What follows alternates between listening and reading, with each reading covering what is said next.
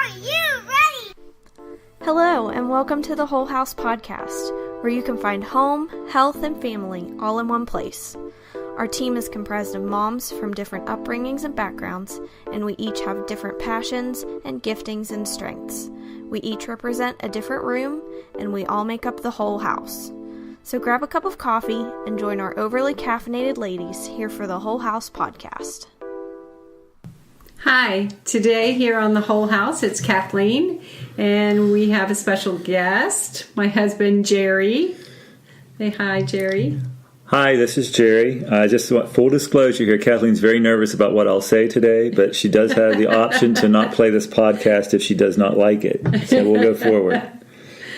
Today, we're going to talk about enjoying the moment or being present in the moment. Jerry said I had to say that. Yes. You're welcome. It's really interesting because sometimes Jerry gets to hear us recording the podcast, and then we end up having discussions about things that we talked about on the podcast, and that's how this podcast, this particular episode, was born, because we were talking about something we'd recorded, something kind of sparked an idea in his mind, and he said that we should record a podcast. So today is recording day, and Amory and I already recorded one podcast, and I asked Jerry, do you want to go ahead and record that? So here we are. Yep, here we go. Here we go. Do you want to start? I'll start. One of the big things that we've talked about is people are the important thing, not things. And sometimes we get caught up in things and we get it all backwards. I'm going to give you, I have several examples, but I'm just going to start with one example of making things more important than the children or the enjoying the moment with the children. Two examples. One is a positive example. Once one of our daughters came up to us and wanted to know if we could build a log cabin because she wanted to play Little House on the Big Woods. Her and her friend, they wanted to have this thing where they could sleep out in the cabin and grow food and all this stuff. So, real simple idea. I went and bought a bunch of landscaping logs real quick, threw together an 8x8 cabin. Turned out pretty cool. It had a door, it had windows, it had a deck, a little porch on it. And those two girls absolutely loved that cabin. They just played in it all the time. They did their couple days in it. They did a school project there where their assignment was they were wearing their Little House on the Prairie dresses, first of all. And their assignment was they had to stay in the cabin, and all of the food that they ate, they had to prepare themselves out at the cabin. And they were allowed to take anything they needed from our garden, because it was summertime, and if they needed anything else, they could barter with a little bit of supplies that I gave them to start the weekend. And they did. They had a blast, and it was funny because one of them said to me, it was Amory's friend Rachel that was spending the weekend there in the cabin with her, by the time we finish cleaning up for breakfast, then we have to start cooking our lunch. And they were cooking everything. They were picking apples off the apple trees that weren't quite ripe, but they were cooking those, and they bartered for some eggs. And, yep, they just had a blast. And when Jerry says he threw it together, it did take a lot of effort. And we have moved that cabin. Yes, it's with us today. It is with us today. Yeah, it's withstood all the kids. It's ready for a little upgrade, and I'm prepared for Jerry to do that upgrade so that we can keep using it. I'll get right on that. Right after we finish. Well, and the other side of it, though, which, that created a great memory, not only for the kids, but to me, that's a warm spot in my heart. Things that we did, things that they got to enjoy. And then fast forward to one of our other children wanting to build a fort too. Now, I love the woods, so I have to give a little background here. I love the woods. I love hunting. I love outdoors stuff. And I'm big into knowing all. I know all the trees because I love to hunt and all that kind of stuff. But so one of my sons wanted to build a fort like they had in the settler days with the all the little trees cut and pointed at the top, and like a Prickett's Fort type of thing for those that are around this area. And he wanted to go cut down a whole bunch of small trees. And I didn't want to cut the trees down, even though it would have been nothing to cut them down because we had all the woods we need. So I told him, no, we can't do that. And I lost that moment. I lost that time of doing something with that child. And to this day, because I put the things of trees above doing something with my son, I am the one that lost out on enjoying the moment. It could have been a whole summer worth of activity just with that and great memories. But instead, I lost that summer and that opportunity, that moment. And that's kind of what I was thinking about and talking about when Kathleen and I were discussing the people, not things, and being in the moment, because it's so easy to let those moments get away if we don't engage in that moment. Right, and I had another example. There's so many examples about people being more important than things. Now, if you've listened to any of our other episodes, you'll know that my mother died over 21 years ago, and I have a couple of her quilts. And last year at our family camp, our Camp Lemon Lime here, one of the girls took that family quilt out and put it down for the babies to sit on. And you know, maybe you're thinking your first response, because somebody else's first response was, oh my goodness, don't take that outside. That was your mother's, don't put it on the ground. But all I could think of was how happy my mom would be to see that her great-grandchildren, the babies, were sitting on that quilt. And God gives us, He blesses us with things. And of course, you know, we work too hard for these things. But if these things become more important to us than the people around us, then we're out of balance. He blesses us with things so that we can bless those that are in relationship with us. Let me put it that way. So if we're just valuing the things more than the people, then we need to realign our brains and start thinking about it in a different way. And here was another point we had talked about. Don't wait for everything to be perfect. I think that is probably one of the bigger reasons, and I don't know about on the female side or women or moms, but I do know for dads, especially dads that like things to be like they have to have all the equipment, whether it's the right bike or it's the right fishing pole or it's the right golf club or it's the right whatever it is, baseball mitt. They have to have all the right equipment before they'll stop for a minute and do something that's memorable and special with their kids. And if you wait for those moments, you're going to miss out on a lot of great memories and connection that you can make with your kids. I'm going to give you an example of the one that comes to my mind immediately is we live in an area where we have great bike trails along the rivers. You can go for 30 miles, 40 miles easily on the bikes right along the rivers, no problem. And so many times when our kids were little, Kathleen and one of our friends, Liz, and I, and sometimes one or two other people would go, but we didn't have bikes. And I don't think we would have wanted to put all of our kids on bikes anyway at that point because they would have been down in the water. But we just went out and hiked on the trails. We would just hike on the trails, and the kids would explore. They would get into everything, including poison ivy. We'd try to stop them, but they would get there. We'd go past the little waterfalls, and they would just be fascinated by the flowers, the birds, the rocks, the worms moving on the ground, the bugs in the grass, everything. Because kids have a tendency to slow down and take it all in. So we don't. And there's two things that I kind of think about when I think about the hikes. I kind of capture or caption this one, bikes versus hikes, because this is the hiking side of it. where you're walking and you're taking the time to see everything and you're letting the kids explore. Those are and at that moment in time when you're exploring with your kids, I can remember sometimes we were on these hikes and I would be like, oh, I got to get back to work, I got to do this. My mind was not engaged in the moment. My mind was not there with what was going on with the kids. It was somewhere else, either thinking about something I had to do at home, something I had to do at work. And so I missed out on enjoying that.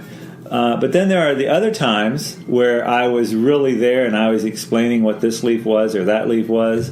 And those are the ones I remember. So you can have that. But we're talking about perfect, waiting until everything is perfect. I hear some people say, we can't do that because we don't have bikes or we don't. It's not important. That's why I say bikes versus hikes. Having the right equipment is not important to a small child. The thing that's important to that small child, or to any kid really, is time. Time and engagement. Those are the things that kids remember and that you build memories off of. Not having everything that's the top of the line or even second best to do things with. They just want to get out there and have fun with you. And I think that's one of the things I was referring to when we were talking about not waiting until everything is perfect. Right, and and the thing is, you don't, which kind of bleeds into another thing that we were talking about. They all kind of merge together. Being present in the moment is a mindset, like you were saying. You can let your mind wander.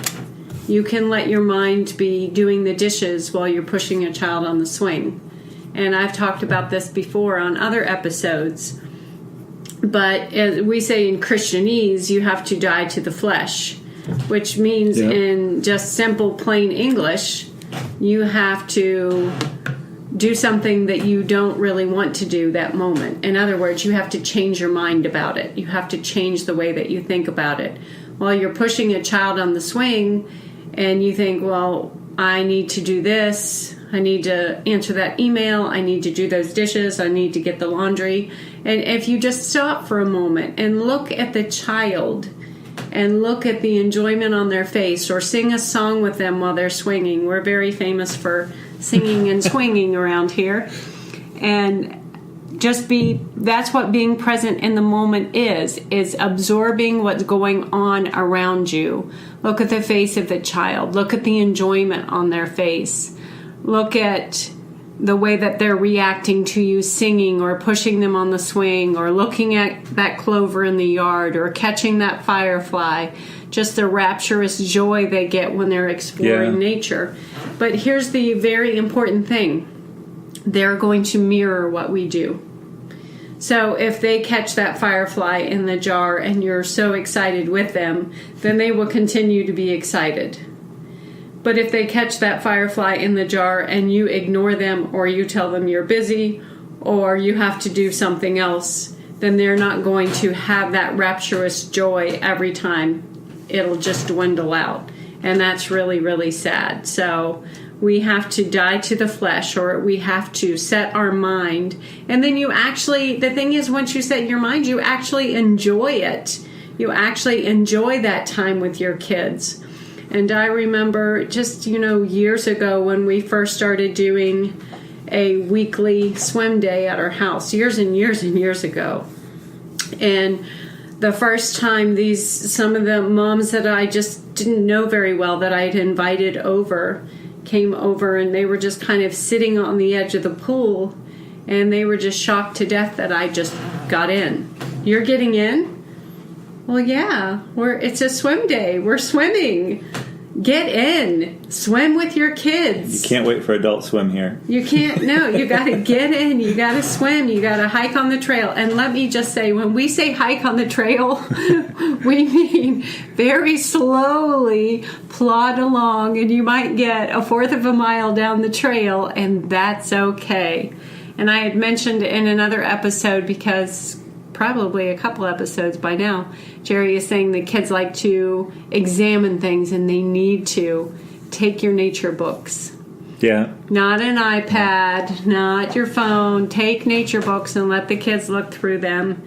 And really, I know one of my daughters, it was I was always hauling the big wildflower book for her. And it got to the point where she could identify all of these wildflowers by herself when she got old enough, just because we had stopped and examined them over and over and over again. Yeah, we just had one of those hike days, and it wasn't far. Last week, we took some of our grandkids and a couple of our daughters and a couple of our sons. We're all at we all went up to Cooper's Rock just to have a day at the kind of like the woods at the parks, and we took a little hike, not more than a couple hundred yards down into the woods, and you would have thought that we were the pioneers and going west where humankind has never been before. All the things that they were discovering and picking up and finding. And I think Kathleen actually found some poison oak. That's what she found that day. Yes, yeah. I'm finally getting over it. One or two of the kids may have found it, but I don't know. But they all had a blast. No one got really broken out seriously, maybe just a couple bumps here and there. But it was a lot of fun. And it was enjoying the moment, whether the kids were swinging, whether the kids were asking questions, and they were asking good questions about things. Yes, and they all had their little scavenger hunt pages to find things. And, what's really, really cool about that is you might be thinking, well, those are your grandkids. It's different with grandkids.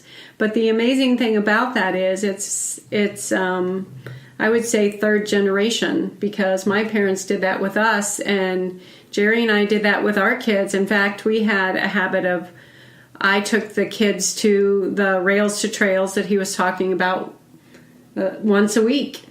Yeah, once a week we would go. And that was a time in our life where money was hard to find in our bank account, So, but that was free. Aside from paying for the gas, we would drive to the trail. And so now here my kids are doing that with their children, and we're going along with them. So that being present in the moment and enjoying the moment, it can become generational. If you do that with your children, then they're more likely to do that with their own children and follow those habits, because being present is a habit. You can create that habit. If you don't have that habit in your life right now and you're thinking, oh my goodness, all these years I wasted, I didn't do it, start now. You can start today. What were you going to say, Jerry? I'm thinking of habits. You say habits, how the habits develop. Kathleen and I, we have some apple trees on our property, and I love growing fruit of all kind, but we also have raspberries on our property that we grow, and blueberries. And in the summer, starting in June, the kids, when they come over, they all enjoy picking as many raspberries as they can, until they're purple-faced and purple-fingered. And then every time they come all summer, because there's some stragglers on the berries, they'll go out and pick some. They'll pick the blueberries, blue or green. And by the way, that's one of those perfect versus imperfect things. Kids, we go to a blueberry farm too, and they eat as many as they can eat. They don't care what color they don't care. And so one of the things that is a tendency for a parent or an adult is to correct the kid. Don't pick that one. It's not all the way blue yet. It has a little bit of green in it. You can say that and help them, but don't make a big deal out of it if they happen to pick it. It's just a berry. It's going to die anyway. I'm so proud of you, honey. I know, that's a hard one for me. But let it go. If it's sour, they'll spit it out, and they'll get another one. Are you thinking about the apple tree? Yeah, I'm thinking about the apple tree. The day we had the apple picking, and everybody's, don't drop the apple into the basket. And I kept saying, we're making applesauce out of them. It doesn't matter if they get bruised. It's going to be okay. But the habit part of that is, then the fall rolls around, and the kids come over, and of course, little Moira and some of the ones that picked berries all summer, the first thing they want to do is their habit when they get here is go to the berry bushes. But now there's no berries, so then when they come over, you got to tell them that. but they still in their mind, they think there's berries. So then they're over in the wintertime, snow on the ground. They want to go pick berries. There's no berries. It's that not that time. But in their mind, the habit for them is still they want to go pick the berries. They enjoyed picking. They enjoy eating them. And the same thing with the apples. They want to go out and pick apples all year too. Once they do it one time, they understand that tree has apples. And as they get older, they understand the seasonal aspect of it. Right. But that habit of doing it over the summer, the course of 2 or 3 months, because the berries we have come on a little bit, they're about 2 weeks out is when they each come on. So there's picking for 2 or 3 months. They have a lot of fun with that. And it's a simple, free activity. Exactly. And they're going to remind you. They do remind me. You're going to have to be present in that moment, which is another thing about habits and being present in the moment.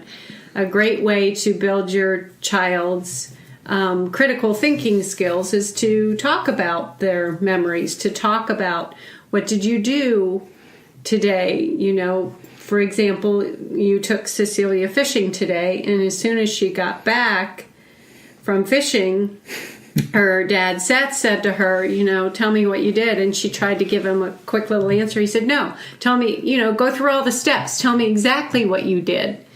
And that will build their memory, and that will build that connection, and that will build their logic skills. So many things. I won't go into so many things about the brain, but you're growing your child's brain when you have those conversations, and you're giving them the habit of building memories with you. And so even when the moment is over, they can go back and be present in that moment again really with that memory. Yeah. So it was really cool that, I mean, Seth and Amory do that anyway, but it's just cool to watch that whole process with kids. And which brings me to my next point, which kids really want your attention no matter what their age. Yep. I wrote down, I had to write down notes because my brain won't work in the moment if I don't.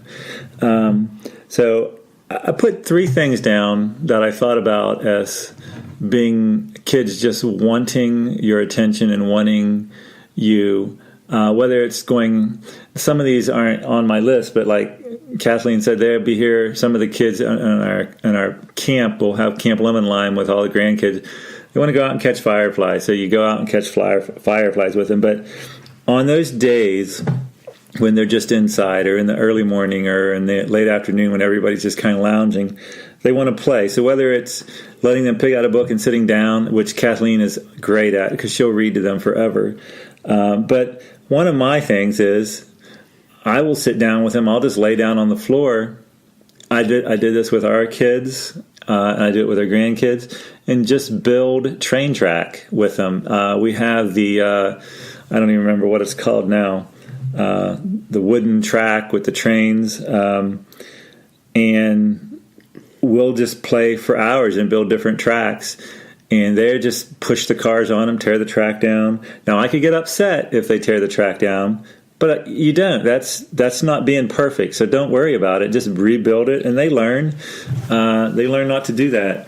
They're learning about physics. They're learning about all kinds of things. Yeah. Legos is a great thing. Legos is probably one of the greater inventions for kids ever made, because we've done so many things with Legos over the years, from buying kits to let them build, to we used to have Lego building contest, creating. They had to create something with all the Legos, the kids did, and then we would judge on who had the greatest invention that day, or the greatest creative thing. And we had to come up with, we had 7 kids, so we had to come up with creative awards. Yes, we did. So that everybody had to get a prize. What do I win, Dad? What do I win? What's mine? Well, it's funny because we did those contests with our kids, and now we do those with our grandkids. And within the first 20 minutes of the beginning of our family camp, Camp Lemon Lime last year, the kids were all building something. Are we having a contest? I have something built. They were ready. Some of them are really good. It's like, wow, let's take a picture and send this in to Lego, and maybe they'll... Anyway. Which is why you have to be creative with the prizes, because some kids will stick 3 Legos together and say, I'm done. And the other one's built the Starship Enterprise and brings it up and says, that works. Here's mine. You're ready for takeoff. But the thing is, you're down on the floor, finding a piece with them, looking through the box with them. And sometimes I can get lost. I become a kid again when I'm down there, because I'll look for a piece, and I'll hear one of the adults, the parents or my wife, will walk by and say, Jerry, just get a piece. It doesn't have to be that. And I'm like, no, I know it's in here somewhere. And one of these 3 bins of Legos, which are huge bins, I know where that little piece is. I don't know where it is, but I know it's in here. And then one of the other things that I think we've kind of lost in our society today, we've kind of lost the use of this particular toy, because it's not necessarily politically correct. But you have cowboys and Indian soldiers, the little plastic figurines. You have the G.I. Joe figurines. You have, now the big thing in our family, because we had a son that really loved the medieval knight stuff. Oh, yeah. So we bought those German toys. Yeah, the German, I don't know what they are. They were just like figurines of plastic with the knights and the archers and the tent, the big tent. And they would play with those things. The one, Hunter is the one who wanted them, and then all the kids wanted to play with them. And even the grandkids to this day love playing with them. And just getting down on the floor with them and having jousting contests with the knights and having all these things go on, that their minds are going 1,000 miles a minute, being creative. Those are some of the things that the kids love to do. And when you do it, and if you're doing it in the moment, you almost lose track of time with them. Yes. And it's almost like you just wish you could be a kid again sometimes. Well, and that's an interesting point, because this will probably air in June or July, and I'm sure our little plastic nativity scene will still be out because they love playing with it. Our nephew Judah had decided that it has to stay out. He came over one day, it was probably a month after Christmas, and wanted to know where it was. So I had to get it back out, and the last time all the kids, including Judah, were over here playing, I went down there and the nativity was set up, and there was a dinosaur in the nativity set. And so they love to be creative. And Jerry's right, just those little plastic toys. I know they have a lot of them at Target now. Those are great things for kids to play with, because the only thing that they can use with those are their imaginations. And you can get down on the ground. And I remember specifically one of my kids, Audrey, sorry honey, but she would tell me exactly what I was supposed to do and say, okay, now yours will say this, and then mine will say this, and then yours will say this, and you can do it. I've heard moms say to me, I've had many moms say to me over the years, because of being a leader in a homeschool co-op and teaching women's Bible studies and classes at church for many, many years, moms saying to me, well, that's just not my personality, or I don't really like to get down on the floor and interact. And I'm sorry, but honey, that's your job. That's part of your job description. If maybe you don't want to connect with, say, Barbies, or you don't like Barbies, find something that your child enjoys that you can connect with them. Search hard, like you're really searching for something like a diamond or something really valuable, because it is valuable. It is important. I cannot tell you how many puppet plays, mock crucifixions I've watched in the backyard, or those sorts of things, because, like I said, no matter what their age, kids still want you to watch. Even when they're adults, they value your time and your attention. They want that, because you're building something eternal. You're building relationship with them. And that's what God wants from us. That's what He wants. He wants a relationship with us. And there's healing power in those relationships. So if you're listening and you're thinking, I didn't do that with my kids and now they're grown, you can still go back and reparent I'm not telling you need to take your 25-year-old and get on the floor and play with the train set, but maybe you do.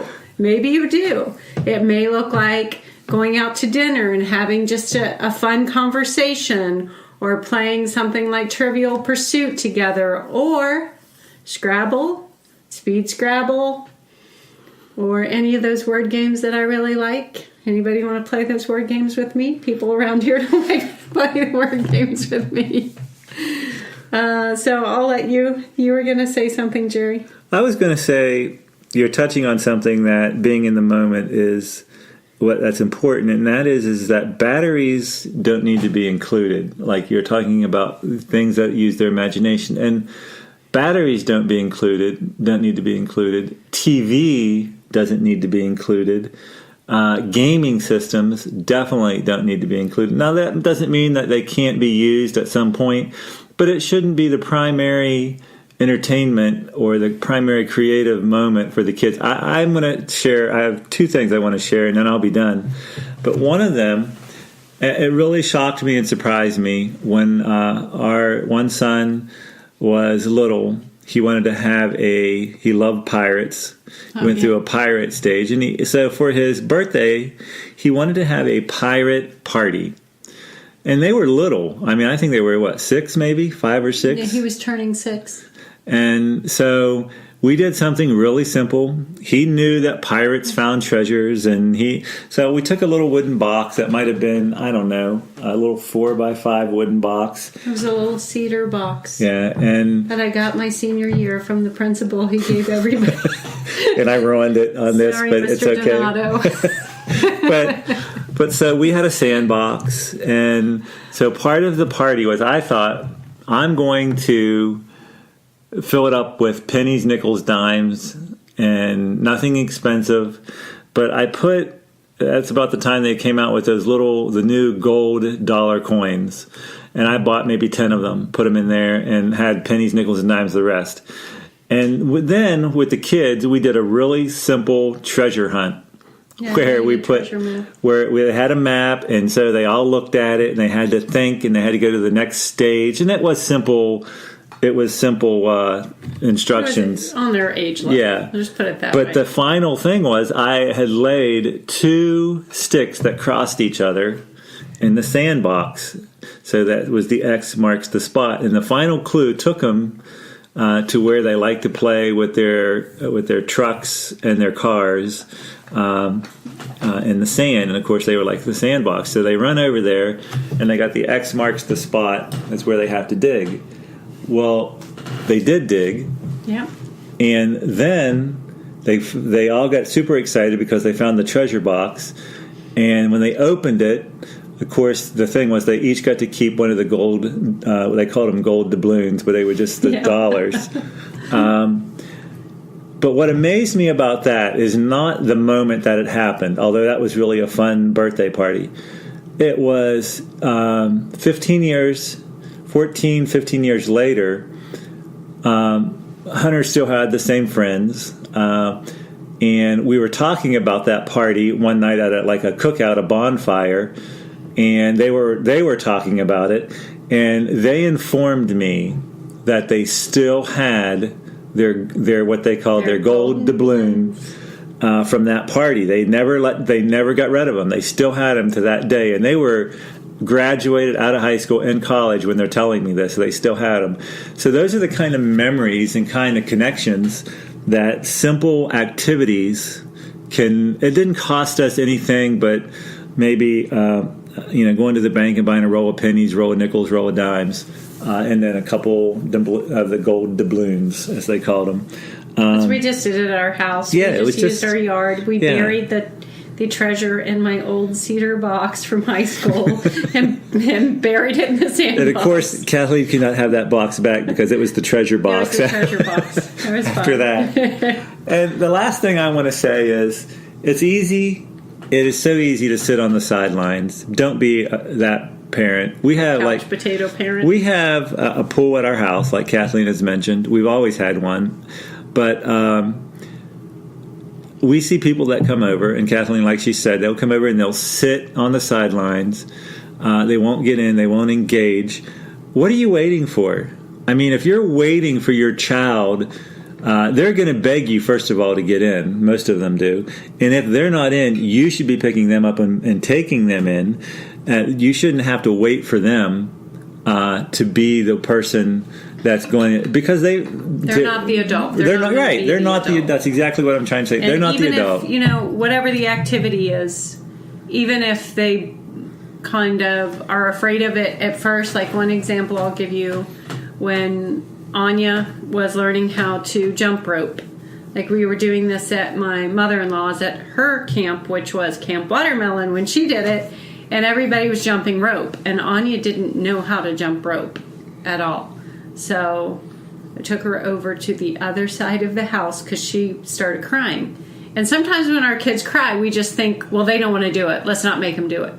Sometimes our kids are crying for different emotions. And we have to figure that out, because her crying was for frustration. She was frustrated that she couldn't get her little feet to go over that rope. She was only about 6 years old.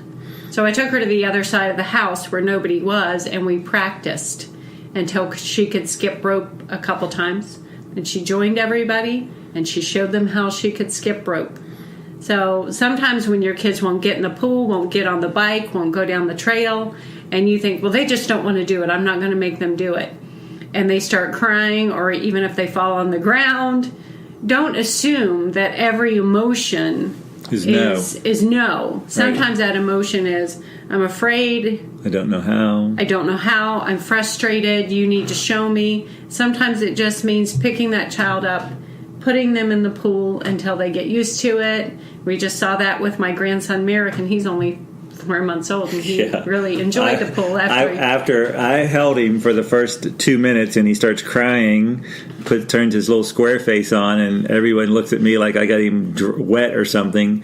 And then 5 minutes later, he's used to the water, and he loves everybody else, but he doesn't like me now. That's all right. You sacrificed yourself for that one. So did you have anything else? You said you had... No, the other one was don't be on the sideline. Don't be a sideline parent after the pirate party. But be creative in your own way. The way I like to end it is be in the moment. Moments are easy to miss because we are so busy in our world and our society and with the things we have to get done. But you can't, if you're not in the moment with your children, then you're going to blink and they're going to be grown up and gone. So you better live in the moment. Or it's that old song, "Cats in the Cradle." They're going to be gone, and you're going to be telling your kids are going to be telling you the same thing. Wish I could, Dad, but I don't know when. You never want to hear that. So make time. When you're with your child, get engaged with them. Do something with them. You have time, and if you don't, you should make time. Right, because a lot of our busyness is busyness, and it's pseudo busyness, because we think the dishes have to be done right after dinner, or God forbid, the dishwasher's not loaded as soon as someone takes their last bite, you've got the dishes off the table. Or that something sits in the dryer for too long, or, we create this pseudo busyness because we think that things have to be done a certain way. And I will definitely talk about chores on another episode, because those are things that your kids can do with you, beside you. Yeah, and perfection is a joy killer. Yes. It's just a killer, period. The only kind of perfection that is really awesome is God. And the rest of us, well, we just need to live the abundant life and live with the joy that God has given us. And it's right in front of us. We just have to stop and look for it. Well, I just hope that through this conversation that there's been enough examples of things that have went right, as well as things that we've done wrong, because we've been on both sides of the fence. And you, as a parent, you will miss the moment sometimes, but just don't stop just because of that. Right, dust yourself off and go again. Yep. Don't give up. practice enjoying the moment and practice the habit. So thanks for joining us today here on The Whole House. Thanks, Jerry, for joining us. And if you're hearing this tape, that means something didn't go too wrong. I didn't say the wrong thing. So, hallelujah to that. See you next time. We're so glad you could join us here for the Whole House podcast. Please subscribe, and if you give us a review, we might pick our favorite and send you a prize. Please remember to like the Whole House Facebook page and follow us on Instagram at _whole_house. And please sign up with your email on our website, thewholehouse.org, to be notified when new things are happening here at the Whole House. Thanks so much for listening.